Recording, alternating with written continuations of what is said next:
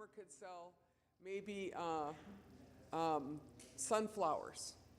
I don't know what you guys can grow out here, but we're growing sunflowers. And we're growing them because sunflower oil is a very high demand oil, particularly for guys like Sean Sherbin, the sous chef, right? That's the kind of oil that those indigenous chefs all use, right? Organic sunflower oil, that's your ticket, right? Very high, I think it's like, I don't know, he uses, I think he told me like 75 gallons a week in his restaurant. You understand what I'm saying? We're talking some, and these are growing markets, right? Or maybe you want to grow beans because you want to feed your people some beans, right? So I've been growing out Hidatsa shield beans, and you understand what I'm saying? So you need a crop rotation that makes sense for your community. Yeah? If hemp remediates the soil, what is it depleting so that you need to do crop rotation? What does it what? What is it depleting? What's it taking out of the soil that needs to be Heavy metals. Heavy metals. It takes heavy metals, and we just got funded for a research project on oil. Because I just, I spent 10 years fighting Enbridge. I fought all these pipelines, right? Well, my question is, I've always believed that hemp remediates the soil. So why couldn't you just plant hemp? Because it sucks from you need to have a crop rotation for a couple of reasons. I mean, in places where you're trying to bioremediate, you should do 3 years in a row with hemp. You know what I'm saying? And there's probably a number of toxic waste sites on this reservation, just a guess, right? Every reservation's got some dumb thing that happened, right? So you need to do hemp repeatedly, like 3 rotations is usually 3 to 4 rotations, right? And then the question is, what do you do with the fiber that comes out of that, right? Now, I think that stuff, this is, I'm going to talk through this, like in this presentation, but maybe that stuff could turn into hemp batteries. Did you hear what I just said? Batteries. You don't want to wear it, you don't want to eat it, but maybe you could do something. You know what I'm saying is that, but that's how open, it's like an entirely new economy. It doesn't exist. Yeah. How much is the license? I'm super hard of hearing, so I got to come stand over here. How much is the license? How much does it cost for the license? For license? I'm gonna talk through how to grow, and then your regulatory person here, Lynette, are you issuing licenses, and it's, I don't know, you have a price for them now, right? Yeah. Get to that part. Okay. But there's a $50 application fee, and it depends on what you're gonna grow on. Could be a fiber here. Marijuana, just straight up. Oh, so not hemp can grow cannabis. Yes. Yeah. So that's still coming about. Still working on the applications for that. Yeah, so this is not marijuana. This is, yeah, I'm the girl who, I'm gonna pass this out later and you're gonna see a picture of it, but this is a Patagonia bag. This is my hemp. We grew this hemp. This is what I'm talking about, is how you get cannabis, right? And so, I can't tell you how to grow marijuana, but my sister can tell you. I can tell you how to grow hemp. So that's what I'm gonna do. So I'm gonna just show you guys some pictures. Project to collect the big seeds. Do you understand what I'm saying? Because those seeds belong to you.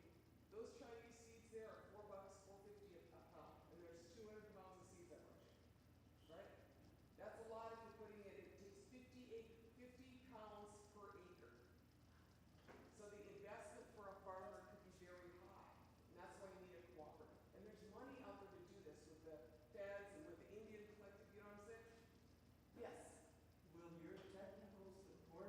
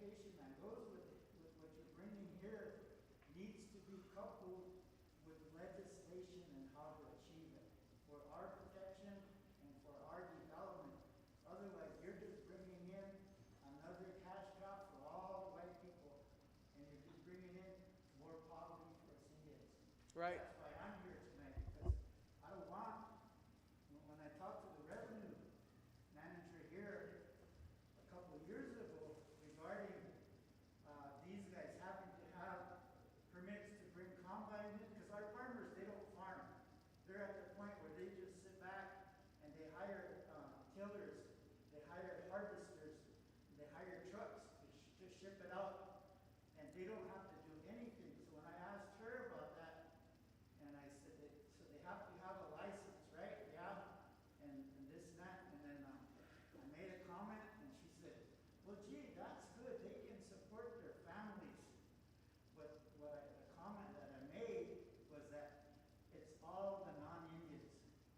And she said, gee, that's great, now they can support their families. Right. So everything that you're bringing here, we already have as far as an economy on the land. But none of us have access to it at all. Right. So I'm not your tribal land office, but you know, I've spent my life organizing on getting land back. I ran the White Earth Land Recovery Project. The same thing on my reservation, but mine isn't leased out, mine is bought. So you'll bring that. Well, I'll share what I know, you know, but I'm here to show you how to grow hemp and so this is my goal. My goal is to support a co-op in my area, a co-op here, and then I'm working at Navajo, where it's totally illegal to grow. But if somebody at Navajo, I mean, they don't have any trees either, and they need all kind of houses, you know what I'm saying? So what are they doing? They're spending all this money hemorrhaging their economy, buying a bunch of toxic stuff from someplace else. You understand exactly what I'm saying? And in the meantime, you know, we're getting ramshackle houses over it. So this is a solution. And I am not from here, but I am willing to share everything I know, because if we could get our tribes to grow this hemp and to control an organic hemp economy and a standard through a bunch of equitable co-ops, not just one, you know, and we will do this, because there's no white guys in this. Nobody has the potential that we have. I'm gonna get my slideshow in a minute here. Yeah. Sorry to laugh, but yeah. No, I get it. This is nothing but straight up white reservation, I'll tell you that right here, right now. Everything you're sharing with us, you come back in 10 years, the white guys are gonna have hemp. Well, let's try to get the Indians to grow hemp. Yeah, we can, but you gotta, let these guys let go of the land for us Indians to use. Yeah, I mean, I think you got to get your leases. I think you got to get your combines. I think you got to get your tools. All of that. Okay, so let me show some pictures on how we do it, and then a little bit more about us. Okay, so this is where I live. This is by Snellman, Minnesota, and this is my little farm. I bought this farm about 7 years ago, and this was during COVID. This is what happened. All those boys moved in with me because I had horses, right? And they couldn't go to school anyway. A couple of them are from Sisseton. This one over here in the red is from Sisseton. And then some of those boys just moved in and stayed. But my grandsons are are sitting the furthest back in the truck, and that's my little granddaughter sitting next to me, okay? So this is a farm where we're working on hemp. It's Winona's Hemp Farm. It's in Osage, Minnesota. I think my address is on it, just Winona's Hemp, Osage. Everybody knows where I live. And this is where we're growing fiber hemp. So this is really how I got to know hemp, and this is Alex Whiteplume, who a lot of you know from Pine Ridge. And he was a hemp grower in the 1990s, right? And he had his crop seized by the DEA, right? He had federal case against him. And so this is, when the DEA seized his crop, they shook it on the way out, and so they reseeded it, right? So this is a time when it was still illegal. This was probably 2013, and I'm standing there with him. But it was just funny because he's like, Winona, I can't, don't touch that, it's illegal. But you know, the thing is that this plant really wants to grow. This isn't like an orchid, you know what I'm saying? This is like a plant. They don't call it weed for nothing, right? And then this is another person that inspired me, and this is John Trudell, who always used to say to me, Winona, the future is hemp. The future is hemp. And of course I was like super judgmental, and I was like, oh, he just smokes a lot of marijuana, and so he's just saying that, you know. But he was right, actually. And, you know, so it took me till about 9 years ago, and then I figured out he was right. I mean, I think I kind of knew, but I was like, I didn't really know so much. Okay, so this is about what hemp processing looked like historically. This is the hemp mills in Minnesota. And this is, Minnesota used to have 11 hemp mills. We had one of the largest hemp industries in the country, as did Wisconsin, as did North Dakota. I don't know about South Dakota. But that's what a hemp mill looked like here in 1930. And then, so we made canvas in Minnesota. We also made rope. The last place that they produced hemp rope in the country was at Stillwater Prison. And actually some of my relatives made rope, right? But, you know, the thing is and a lot of people remember baling twine, right? All of those things. All those things was made of hemp, right? So, it was very prominent until criminalization. And then this is what cannabis looks like. It looks different than that other plant that I just showed you, right? This is not cannabis, this is CBD hemp, is what it's called. And I brought some products that are CBD hemp varieties. This has got things that like help you sleep and is good for your muscles and, you know, for tension. But this is my CBD crop that tested clean. Yeah. Those are fiber seeds. Yeah. Not CBD seeds. And so you can see the difference in how they grow. This looks like a little Christmas tree or something, right? And then the other hemp looks like, you know, a tall, you know, more like bamboo, right? So they're two different things, right? And this is, I got 2 sons, nephew, partner, brother in here. And this is my hemp field in 2015, right? So you can see how it looks like bamboo, right? And then you could see my son in the middle. That's the fiber that he hand decorticated. He took his hands and he just pulled it off. And so that's green cordage, right? And some people process it like that, but I don't find that that's easy. I don't think that's a good way to do it. This is what you do instead. And I guess I could have took a picture of this, but okay, if you think about it, I learned this from, you know, I think we read some about it, but then we make baskets out of nettle. We use it for twining, right? And so what I learned was that if you let it winter rat, or if you just let it stand for the winter, Mother Nature makes it softer, right? So that's called winter retting. And that's a good way to get her, you know, but you gotta, it made our hemp a lot softer, and then I didn't have to do more stuff to it to make it into the textile that you have here. This is winter retted hemp. Okay, so, R-E-T-T-E-D, retted, yeah. And I don't know that guy in that booklet that I gave you talks about retting. He's a person who generally harvested before this, you know, for seeds.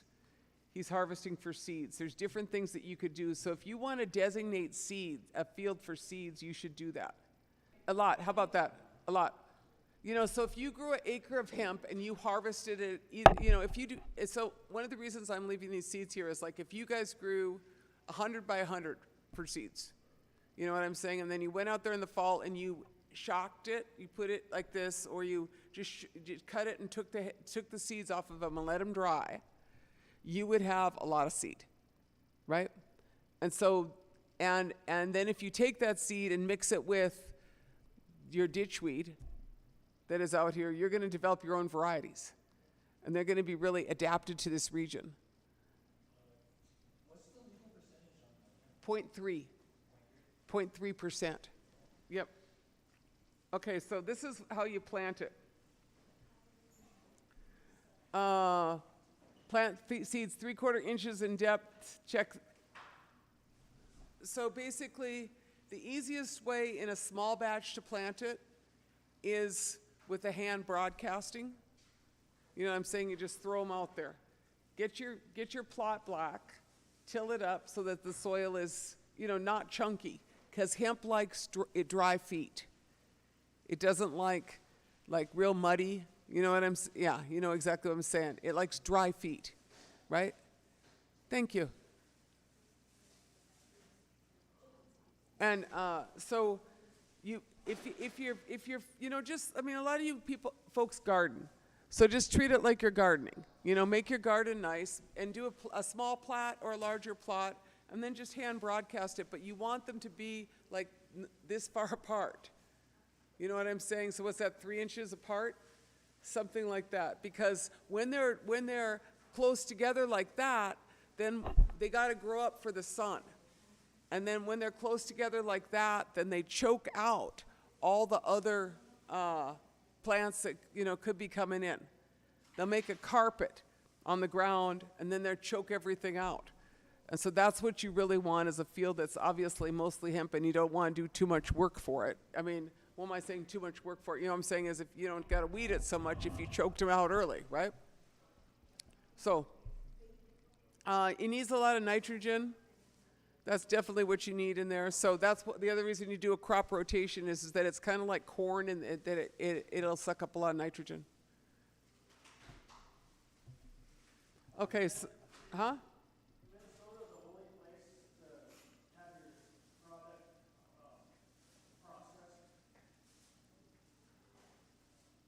processed? That is the trick right now. That's why I'm here. I mean, okay, let me show you the stuff that we can make out of it, and I'll talk about the processing. Does that make sense? Okay.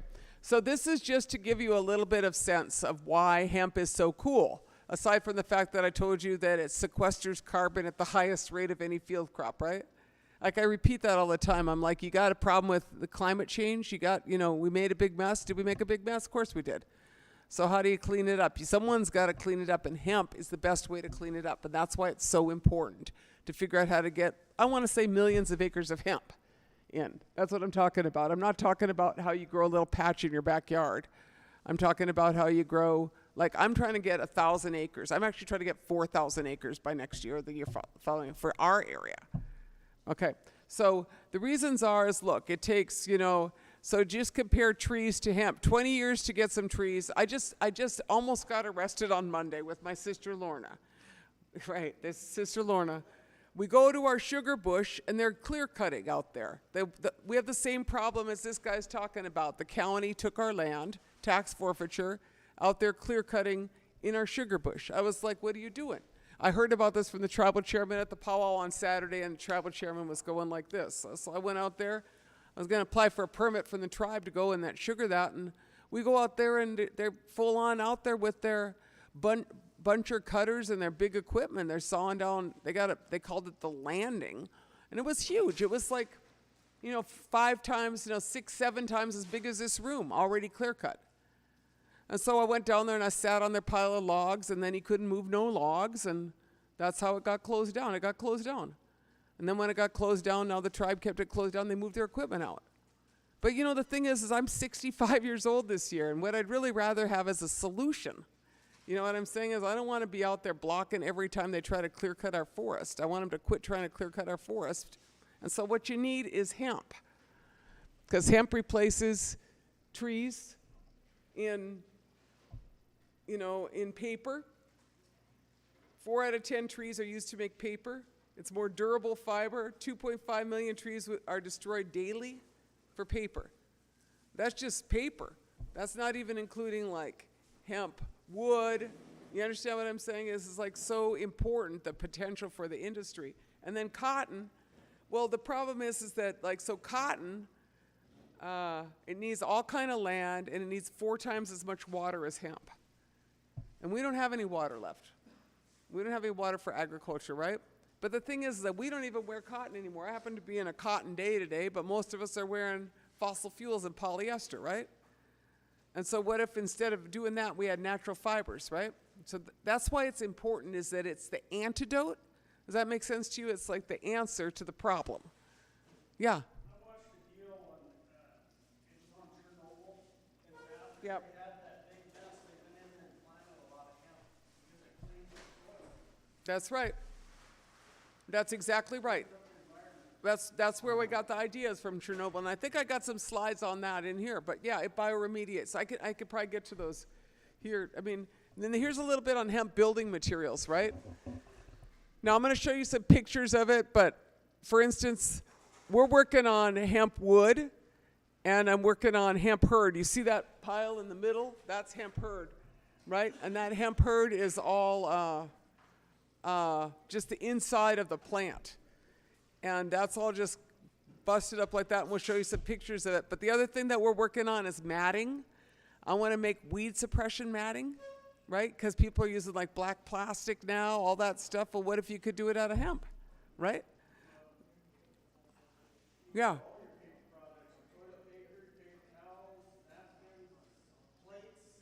Yeah, all you could do out of hemp.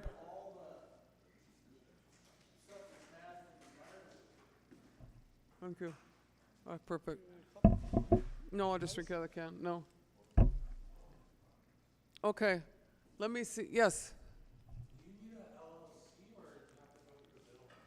Or is, like, what if Okay, a couple things. When do you want to do that? Do you want to get some food now, or you want them to get some, to go through this and then they get food? And it's hot, right?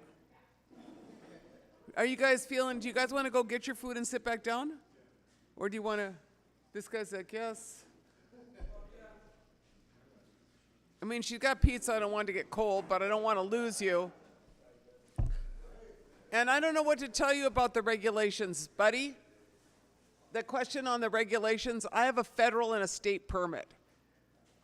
Your tribe issues permits. My tribe does not issue hemp permits. They said, go get federal permit. I got federal permit. I got a state permit. I'm an individual farmer. I'm not an LLC. I am actually an LLC as Winona's Hemp, but I applied for the federal permit as an individual farmer, gave them my fingerprints, went in, and I got one, you know. But your tribe, you know, I'm hoping your tribe works out how to let you guys grow hemp without making you go crazy. My tribe does not charge, you know, I don't know, they didn't charge me when I first tried, but actually they don't issue permits. I think the federal permit, I don't think it might have been $5 or something. It wasn't even expensive, right? So I'm just saying, I don't think it should be prohibitive to grow hemp because this isn't a money-making gig, right? It will be a money-making gig in a few years, but right now it's just, someone's got to figure out how to do it. That's why I'm here.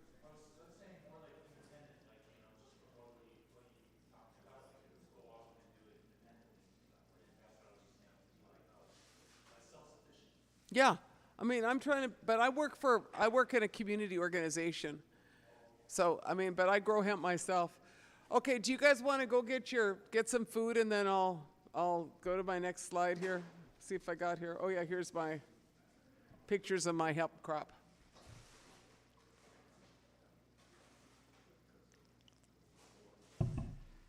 With my granddaughters.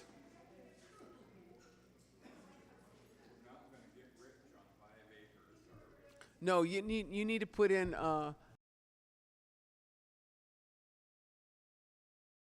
with 5 acres actually. You could build some houses.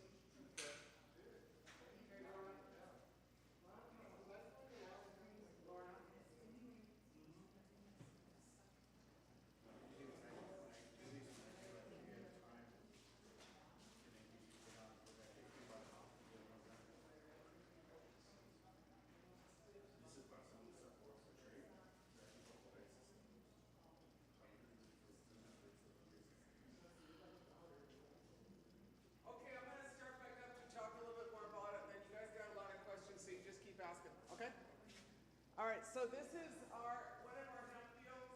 This is Ronnie Chilton. He was one of the other pictures. We put that in with a cedar, just like everybody else has a cedar. I don't know, I think ours is probably 8 feet wide. Something like that, we have a 12-foot, 8-foot cedar. So that's the field behind it. You can see how the hemp has, oh, I'm supposed to be over here. You can see from this how the hemp has carpeted. And it's choking out the other stuff, right? And that's because you're growing it close together, right? And then this is the hemp, like at about a month old. I should have had the date on that, but that's a couple granddaughters of mine and a little niece, right? But that's just to show you how it's going to grow, right? And then it's going to get bigger. You saw the real big picture of that same variety, but I think that was maybe a different variety. This is, I think, an Anka, and you guys, what I brought you guys is a Yuma. That these are all seeds from, those seeds there are Chinese seeds that I brought. And that's part of the whole thing I was saying. There's no seeds here because it was illegal. And so you got to buy your seeds from France and from Spain and from Canada and from China and the Czech Republic. Yeah. That's what I'm trying to say is that what we need to do is folks need to grow these seeds out, and you need to adapt them to this region, because we all got different regions, right? And so if so we're doing a research project with a bunch of Russian seeds. We have 71 varieties of Russian seed, and I picked Russians because we're pretty far north in northern Minnesota, right?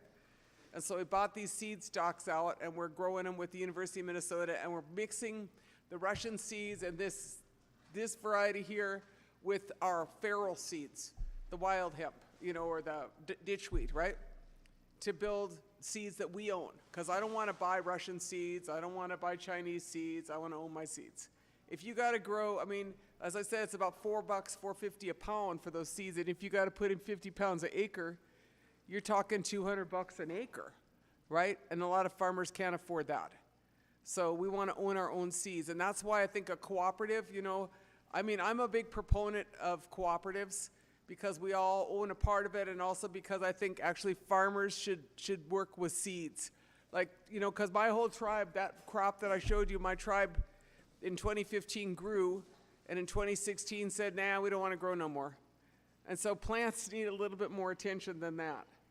You know what I'm saying is if you're going to commit to growing an industry, you're going to need to grow it year after year to figure out how to do it and not, waver it. So this is example of how the industry goes. When I started in 2015. There were 7 growers. This isn't even a correct chart. That's so funny because I was a grower in 2015. There were 7 of us. 7 of us in 2015, and then we had more, and then it peaked up. You see it spiked up because everybody thought they were going to make a lot of money, right? And so you had all these people, because I was just when it, everybody's going legal with marijuana, and so everybody want to grow. And then here we are back down here at the bottom again. And I think that I'm still, I grew ever since they first opened it.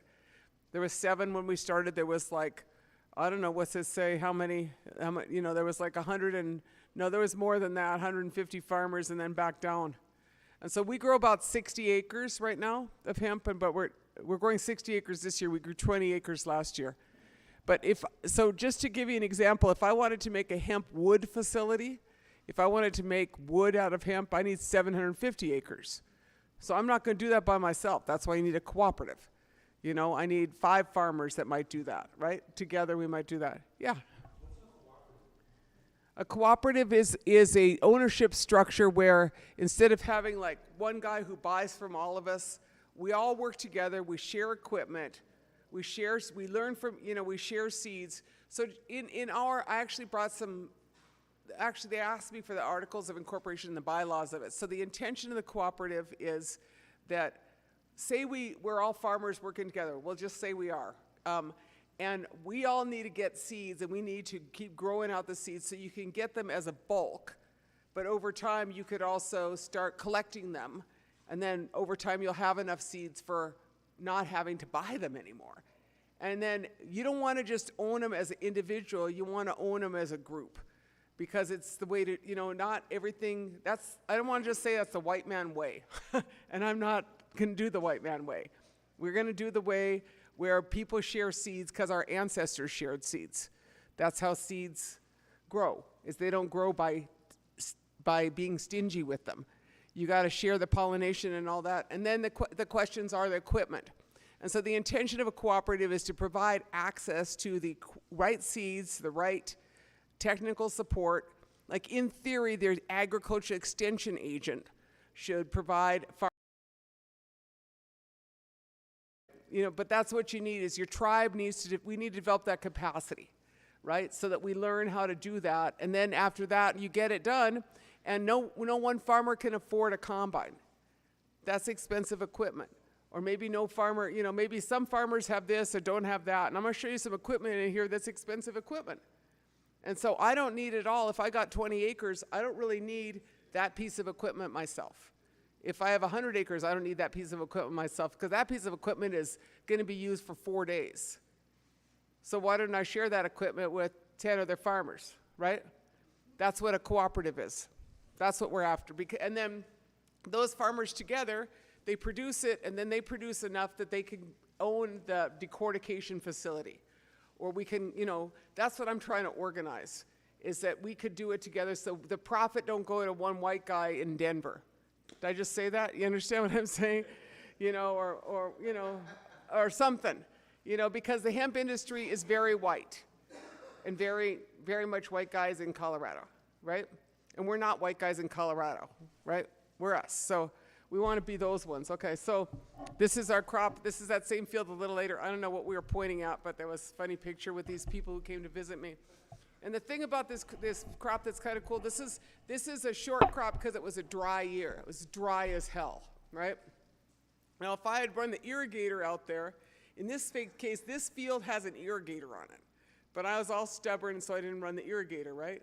And I didn't, this field used to belong to this really bad guy named Ardio Offit. Right, there you go. But who grows potatoes. And I can't grow potatoes there because of him, because he's got so much fields. He has like 50,000 acres of potatoes. And he aerial sprays, right? He does chemigation. You know what I'm saying? Is he just does everything that we don't like, because it's destroying our groundwater and giving us all cancer, literally. And so he owned that field, and that's my grandchildren's school, and that's my kids' school. And so how much exposure do you think those kids got to aerial spraying of pesticides or herbicides, or, you know what I'm saying? So we bought the field. I raised the money to buy the field. It was expensive. It was like $500,000. It's 160 acres though. And I said we need to buy it, otherwise we'll spend the next 20 years wishing we could stop the cancer in this generation. Right? So that's what we did. Not everybody could do that. You guys have, you need to have access to your land to do this. That's the bottom line, is you need to have access to the land that is held by white guys, that is leased by non-Indians. We don't even have leases on our reservation to non-Indians. We have non-Indians who bought the land on our reservation, so we have to buy it back. And that's even a bigger challenge, right? And that's like been most of my life, and now we have 800 acres, but it's not all farmland. Okay, so this is our goals. And so we didn't grow 180 acres. We might get that in 2025. But this is the answer to your question, Karen.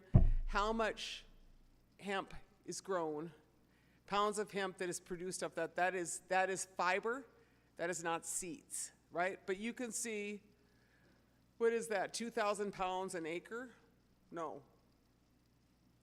What is it? 180 times, I think it's something like that, of fiber that is growing off of it. You see what I'm saying? So that's the answer to your question. And so I think you need about 5 acres, no, maybe 4 acres for a house if you're building a hempcrete house, right? I mean, so that's like a reasonable amount, but you got to get it processed because it's really cool in your field, but unless you got it turned into hemp herd, you ain't got a house, right? All right, so this is us at our plan. Oh my God. All right, I gave them about five pounds of seed a few years ago, and I asked I asked Marcella and Madonna to send me a picture of them with their hemp seeds, and that's what they sent me. But this is Red Lake's hemp seeds. This is Red Lake Nation, and she got one of them too. And she's growing, but she's growing not for fiber, she's growing for buffalo feed. You know, because the seeds are really high in amino acids and other really essential nutrients, right? But then she made me laugh because she had her seed taken and squished in this place in Carrington, North Dakota, which is why I have to leave on time out of here, because I'm picking up my hemp cakes, right? And so he squeezes them there to make hemp oil, which used to be like the premium oil used for a lot of machinery, used for elevators.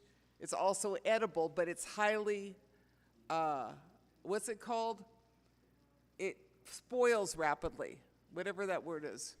You know what I'm saying is, it's like you got to be careful with it. You can't like leave it sitting around. It's not stable, right?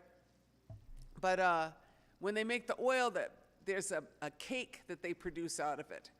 And that cake that they produce, they were making into pellets, and she was using it for her buffalo. They're about this big and like, that big around, size of a quarter around. And then she said, well, no, I got 40 pounds of this and I have 40 buffalo. Why don't you just take it for your horses, right? Because if you've got 40 buffalo, that's a lot of pellets, right? And she just did a test, but there's so much things you can do with it. And then this guy is from Sisseton, and this is French seed he has, I think, or maybe it's the same seed that I have there. I think this is French. This is Brion Lake, and he put in 60 acres. No. I think he might have put in 20 acres, and he has 92 bales of hemp that weigh about 800 pounds each that he got off of his field in Sisseton. And this year, one of my big projects for the cooperative, which is what I'm trying to organize, is to turn that into some houses. Take it down, get it decorticated, and turn it into some houses because it's perfect. His hemp is very high quality, super interesting. Turn it into houses and then turn it into, his stuff also is very good for textiles. So, and this is the seed. This is us distributing the seed last year to farmers, or maybe it was, I think it was last year to farmers, right? And then, oh my God, there's Lorna. This is us at Sisseton, and we were at Sisseton yesterday with a lot of these same characters talking about hemp, and a couple of them are gonna grow more out, and we're developing a project, because these guys are kind of in my cooperative, because they're the next reservation over to me, right? And so it doesn't need to be on one reservation, but White Earth doesn't have much agricultural land, and we only have a few farming families, like 4 or 5. But Sisseton, all kind of Indian ranchers and farmers, right? Kind of more like here. And so that's I come to know them from riding horse. And so these guys have hay binds, they have round balers, they have some equipment, and that makes it easier. But that's why you need a cooperative, and there's ways to get it funded. That's the other reason we're talking about this, is that there's a lot of money at USDA, and I wanted to go for like Native American Agriculture Fund. That could be next year, so that you could get the equipment and share the equipment. But you need an entity to hold it, and if it's not the tribe and it's the farmers, you probably need a cooperative. And there's funding for cooperatives, so I'm just saying that it's a good time to move. Plus, it's just legal, right? Okay, so here's the answer to your questions. Of some of the things that are benefit for why you want to work as a cooperative. But, the other thing is that, so what you're looking at there is me with 2 Navajos, right? And when I first started working on textiles, I don't really know much about textiles except for that my grandmother made purses, and she worked in a sweatshop, right? And so she, she sewed purses her whole life, right? But when I was trying to figure out weaving, because we're not to purses, we're trying to figure out how to weave it. So I met these Navajo weavers, and that there is hemp and wool. That's their churro sheep wool and my hemp, right? And hemp is illegal at Navajo, so I bring them wool. I bring them hemp, and they put it in. And the thing is that the tensile strength, which is why it's the best hanging rope. And you know what I'm saying? It's the best rope is so strong, it's 3 times stronger than cotton. And so it makes for a very strong product, So this is, I have that, and This is Ira Vandever and Shay Vandever. Yeah. Could you make, let's just say, make a sparkle, but could you make the hemp softer? That's what you do. Yeah. I mean, I didn't bring my hemp outfit. I usually bring my hemp outfit, right? I'll pass this bag around. This bag is hemp and recycled fibers. I don't think it's cotton. It might have a little cotton. I think this is a 50%. The blend is, you have to blend it. And I'm not trying to make it, but you can make a nice hemp cotton blend. And like Levi's has some, you know, and then this bag here is, that bag is hemp and blended, right?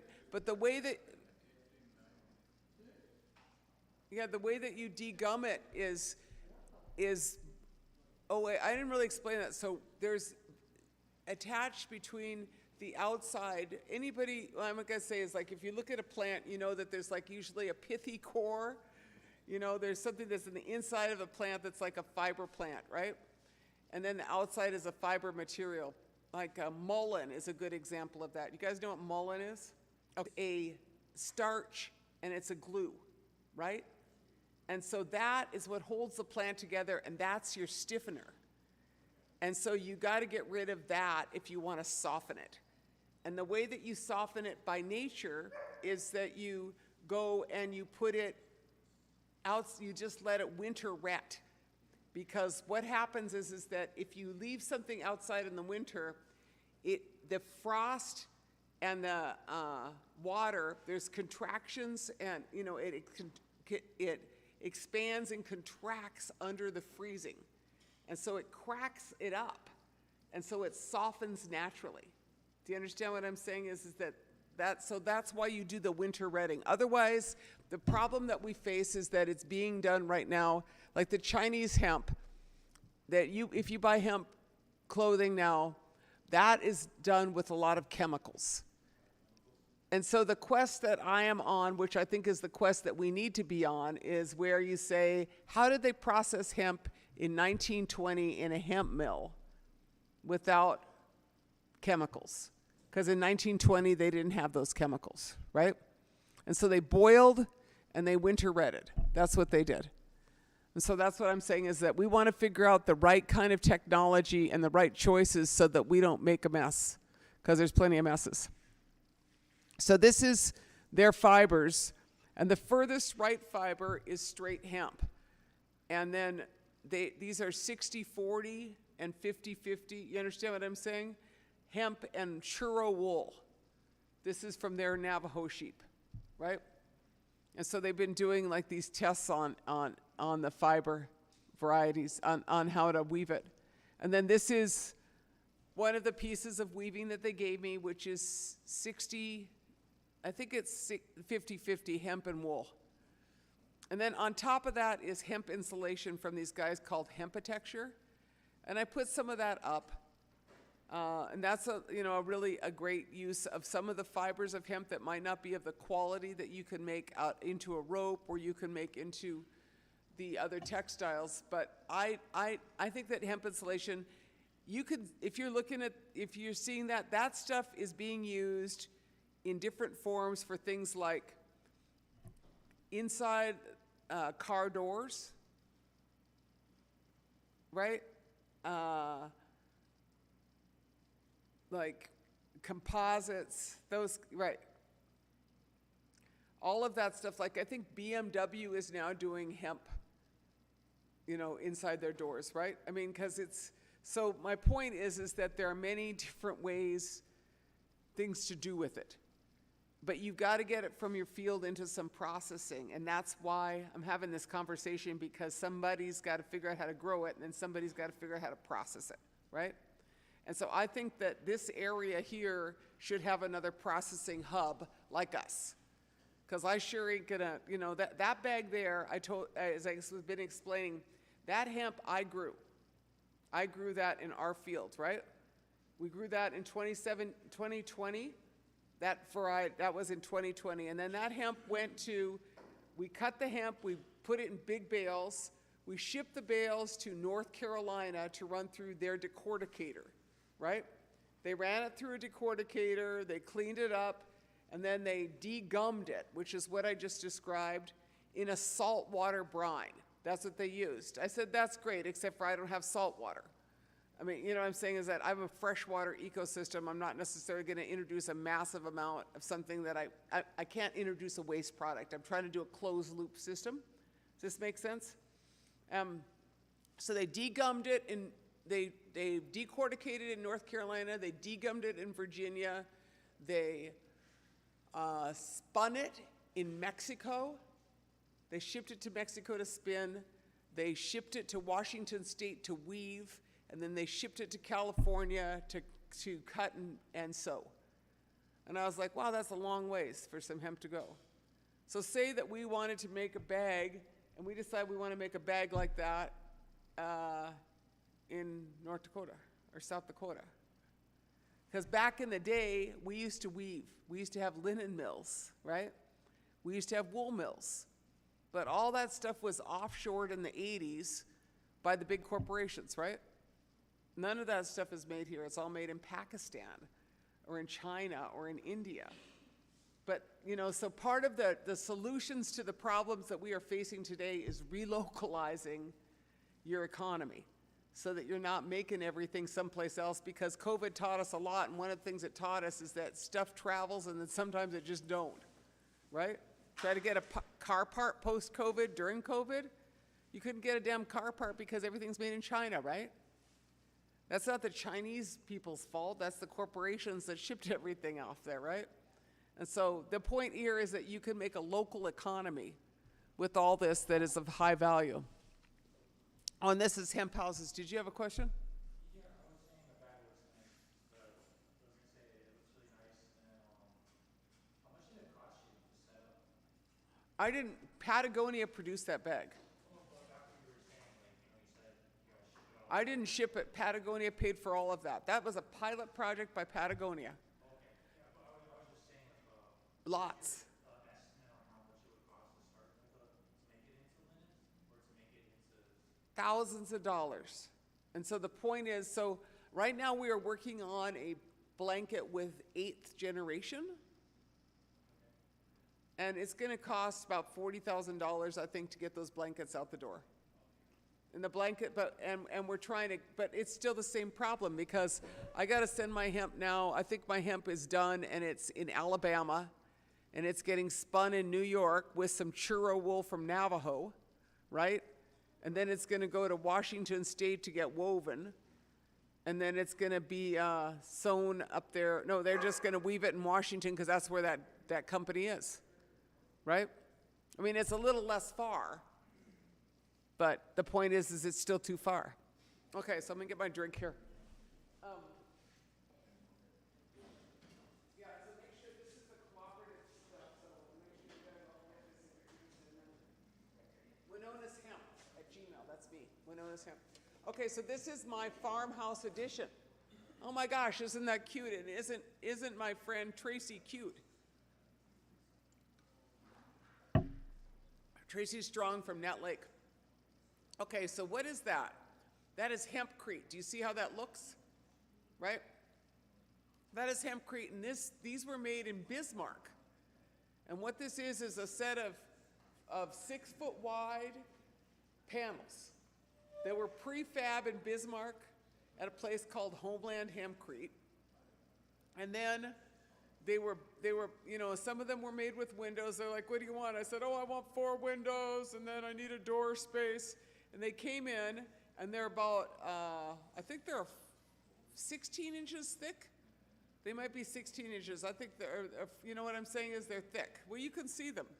Might be a foot or 16. I can't even remember now. But the thing that was really cool about them is they came on a semi from Bismarck. Homeland Hempcrete sent them out on a semi, and then, oh my God, my guys put them together in an afternoon in about 4 hours, right? Now that's the way to build tribal housing, right? You see what I'm saying? Knock that out just like that, foot thick, doesn't burn. Doesn't burn, it's super high R value. and you could put it up in about 4 or 5 hours, and then you throw your roof on, right? So this is what I think is an answer for tribal housing. I actually think this is the answer for tribal housing. And this thing cost me about $10,000. I just worked extra to pay for that. Yeah. How many bales does an average have? You know, I don't know how much bales. You know what? I'm going to have to think about that. I don't know how many bales is this thing. Like, so this is a 20 by 10. Lorna knows because she's fixing it now. She's putting paneling on in it, on the outside, and it's got, okay, so I think it's 20 by 10, that addition, and that's probably about 10 bales, 15 bales. I mean, I don't know. You know what, I would have to, I do have that data, and I'm gonna be here tomorrow, and I can go to look at that. I should have known that, but yeah. So I'm saying it's doable. And the thing is that, so these guys made it in Bismarck, and I thought that was really cool that they made this. But the thing about it was, it's like, well, I'm growing the hemp, and I got the wood. Why am I doing it in Bismarck? Right? So, and then of course I work with all these smart guys, a bunch of them whose pictures you saw on board, you'll see. And I was like, can we do that, guys? And they're like, oh yeah. Frame it and then pour it. It's a slurry. And then you just let it set in a slurry. And then you got, in forms, it's in forms. And then I think it takes about 4 days, 5 days to dry. You know, it doesn't take it doesn't have to cure for like 2 weeks. And the thing that was really cool of the many other things is that 3 guys could pick up a panel. It's not like something like cement where nobody can pick it up. It's like, so it's like a friendly thing for, you know, us to. Sign on, they've got infrastructure dollars, you know? And like, let's say that, say we can grow hemp here, and maybe we can have a processing plant that, you know, does the most basic kind of thing, separates the fiber from something else. And then maybe up on Standing Rock, they have another thing that does some other thing. And then down on Pine Ridge, they're really got a lot of people down there and not so much land, so maybe they could have some sort of a, you know, like factory or something. And if we could get the tribes to sign on, rather than just us, because we really do have limited power here, you know? And I appreciate what you're saying is that you can have 10 acres of land and you can have the seed, but then what do you do with it, you know? And I think that's called value-added agriculture, and I think that's what we need to be thinking about, is how we can do it. Maybe down at Crow Creek, they could press the seed for oil, or whatever it is, you know? But if we could all have this cooperative agreement or cooperative relationship where different reservations do different things, then like you said, we don't all need that big old thing, you know, that big old combine. We don't all need a machine that presses for oil. We don't all need a fiber for our hempcrete plant. The decor, yeah, no, I mean, that's exactly why I'm here. And the tribe is who asked me to come out here. I mean, I asked your tribe, because I saw that you were issuing permits. And I was like, I want to go see if, you know, I can go talk to people out there, because I know how to raise hemp, and I know the potential. But I'm interested in, like, I'm a farmer, and I know, and I want farmers to have the power to grow it. Right? And I want tribes to set the regulatory system up and support the infrastructure and the financing so that farmers can do it. But I have to be 100% behind farmers, you know, working with the tribe and growing it out. But, you know, we want to have I want people to make a living off our land. That's what I want, you know? Yeah. Comment on what she's saying. You know, the circle that's sitting here, the tribal council needs to be sitting here and hearing this. Not just these people. That's good that they're gonna be trying to get this and this new dollar that exists, that kind of thing. But like what Mr. Lack said earlier, I don't think people here have $2,000 to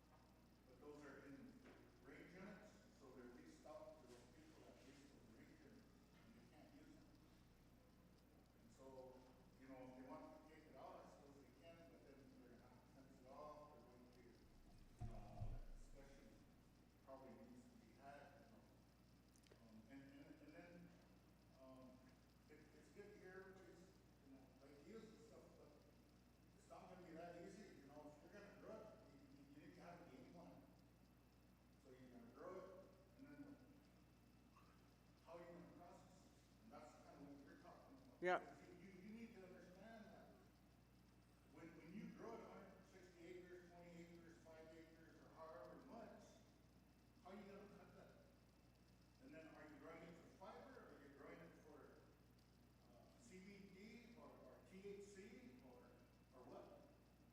And then after you grow it, where are you gonna process it? There isn't any place here Right. in There's, this stress. you, And then plus the laws, you gotta have somebody that's gonna come and test it for you. These guys don't even have any testers here yet.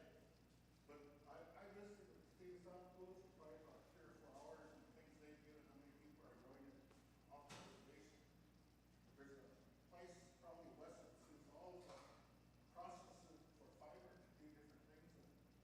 And like you say, you know, there's a lot of things to do with it, but you gotta be able to do it. So for me anyway, the easiest way to get started, I think would be fiber. And because if you do CBD, you know, it's grown a different way. Spacing versus, you know, closely together, and then the kind of seed you have, how high it's gonna grow. There's lots of things to think about.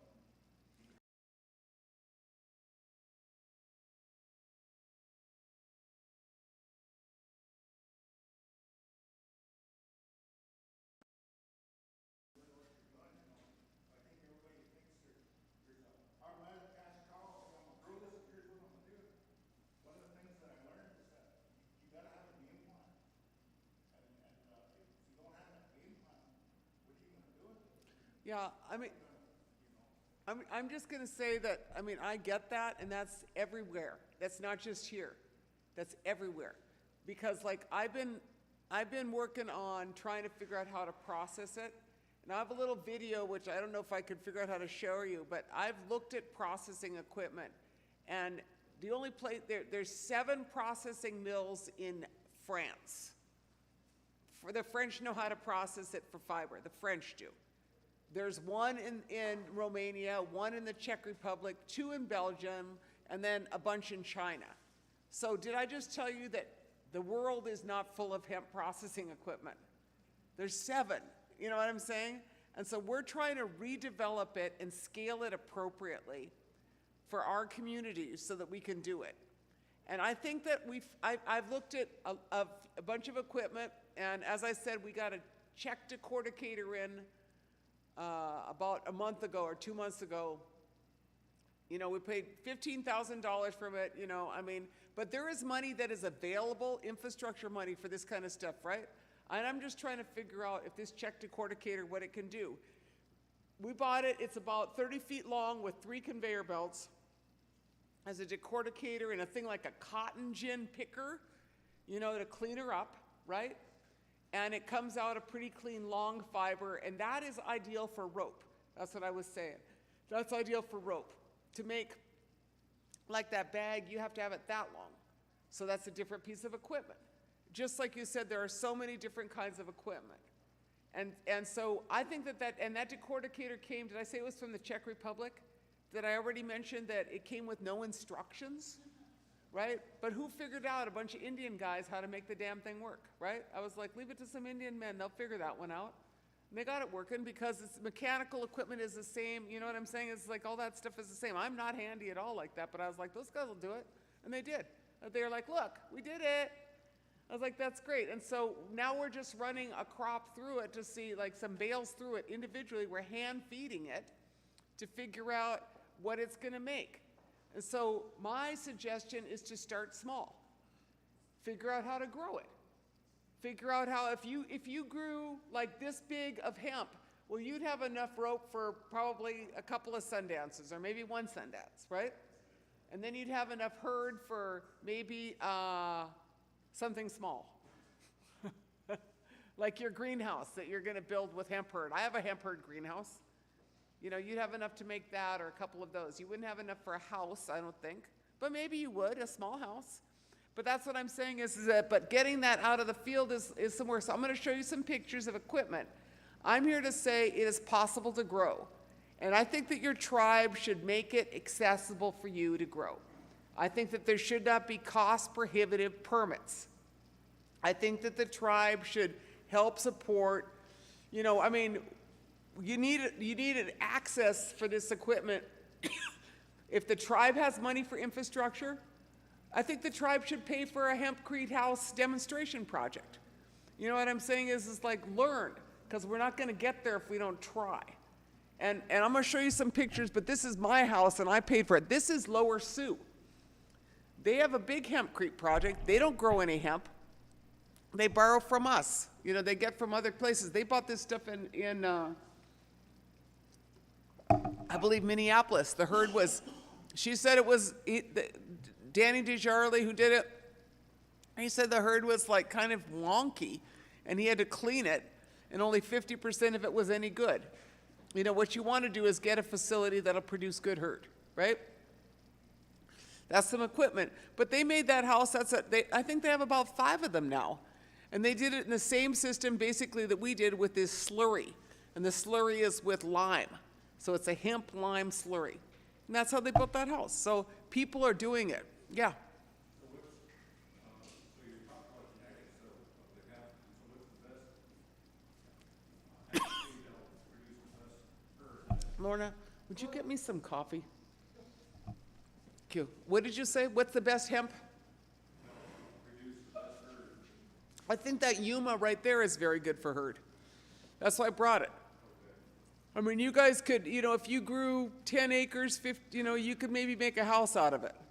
That's what I'm saying is like, who's, you know, how are you going to get started? Someone got to get started, you know, and the tribe should support you to start it, you know, and the tribe should grow some as well. But, you know, this is not competition.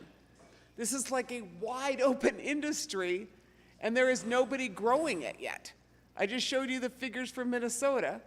And everybody is like, you know, everybody was like, we're going to make a bunch of bucks. And then I was down on Pine Ridge working on the same thing. I talked at Henry Red Clouds a couple times. And you know what? All my people that were going to grow, they all just start growing marijuana, right? Which is all great.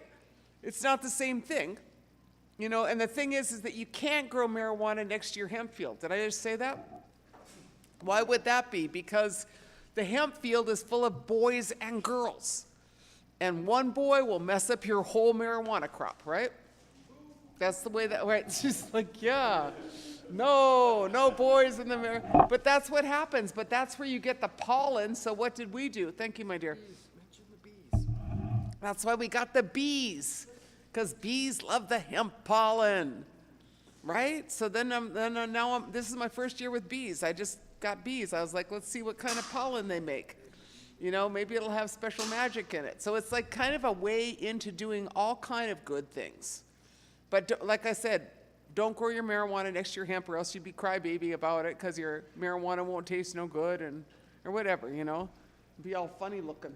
I got a question. Yeah. What about, so you mentioned bees, so would it be good to have beehive near your crop? Sure would. Okay. Hemp loves it. Yeah. What was the crates that we've gotten? How many bees were in them? Like 4,000 in a, there was like kind of like the milk box, but it was like this, and it was plastic. And I went and got them like last week. I was all nervous about it. Was that about a week ago? Yeah, all week ago. Yeah, about a week ago. They came in May 5th. So we went over to got the bees, and I was like, I'm gonna get bees, then I was like all nervous, and like nobody wanted to go get them. So I took my Suburban, which I just drove over here, put the bees in the back, and they were all kind of like high on sugar. So they all hung out. I was like, they're gonna get out, they're gonna get out. No, they're like in like a little thing, they can't get out. And then we had the hives, and I picked them up, and it was like bzzz. It was kind of cool. And I didn't wear gloves. We all masked up, we got all ready, we all looked like an army. And then we watched this lady, and she was like talking to the bees, and she was putting sugar water on them because they would then lick it off their little wings and stuff, right? And then we just put them in those hives out by our hemp fields. So we'll let you know how it works out. But I grew up before, and I had bees there. I didn't really take care of the bees, but they said that bees love hemp because it comes in at the right time and has a certain kind of special stuff. So it's like a preferred pollinator, so I feel like win, win, win, So, and then this is So I was at Sisseton yesterday, and Sisseton's been doing bioplastics. And then, so Sisseton actually, in this case, the tribal realty officer was there and the tribal ag program was there, right? But I've been working mostly with farmers there. Same thing, because I was like, so there's Gerald, I talked to Gerald German, she's from Sisseton, so she knows these people I was talking to. But that tribe used to have a bioplastics, or was it a composites, right? And so they made like corn cups and corn bags, right? We still have a plastic bag. That's it. And so the thing is taking this hemp and putting it into that was one possibility, because the tribe already had a facility that was value added, right? And so this would be a new product that would go in to make it value added. And so the tribe was really interested in that as a possibility. And we're interested in working with them on housing. Housing with solar. We manufacture solar thermal panels up where we live, and those reduce your heating bill by about 20%. So we believe that a house of hempcrete with solar thermal panels is the answer for the North. Because, we got to address our housing, right? And you can't keep, trying to build the same stick frame houses. It's not going to work. You need climate change resilient housing. You need something like hempcrete, right? So that's what they were interested in, but they were interested in the bioplastics. And then this is a super interesting thing. I think this is, so the hemp batteries are the ticket. No, this isn't the one on the, I have a different slide I could show you. So basically, how it works is that because hemp grows really fast, right? So it grows really fast and really tall because all those plants are close together and they're trying to get to the sun, right? And so because of that, that's why it sequesters all that carbon, because it grows so rapidly. And because in order to grow tall, you have to breathe in carbon because you're a plant, right? And so it sequesters carbon really rapidly, and it also grows really deep roots, because tall plants have deep roots, right? I don't know if all tall plants is, but hemp does. That's how it bioremediates. Well, in that process, in the herd itself is carbon that when it is burned into a biochar, it turns into a graphene. And that graphene is is very good at conducting electricity and holding it. So they're looking at batteries and supercapacitors, right? Which is what you use when you go from like 0 to 50 in a car. It's an accelerator. So that's what I'm saying when we were talking about if you bioremediated, what you could do with it. I really think that hemp batteries might be your ticket. And not every tribe is going to make hemp batteries, but jeepers, the future is battery powered, right? And so what if instead of mining down at the Apache territory, or if at our territory, we had batteries made of hemp instead of lithium? Wouldn't that be great? That's what I mean. It's like an answer for so many things, but you got to someone has to grow it. Did I start with that? Someone has to grow the hemp. There's all kind of great ideas, but no seeds, no plants, no housing, right? So that's why I'm here. And then here, okay, 1 acre of hemp equals 4 trees of hemp, 4 acres of trees.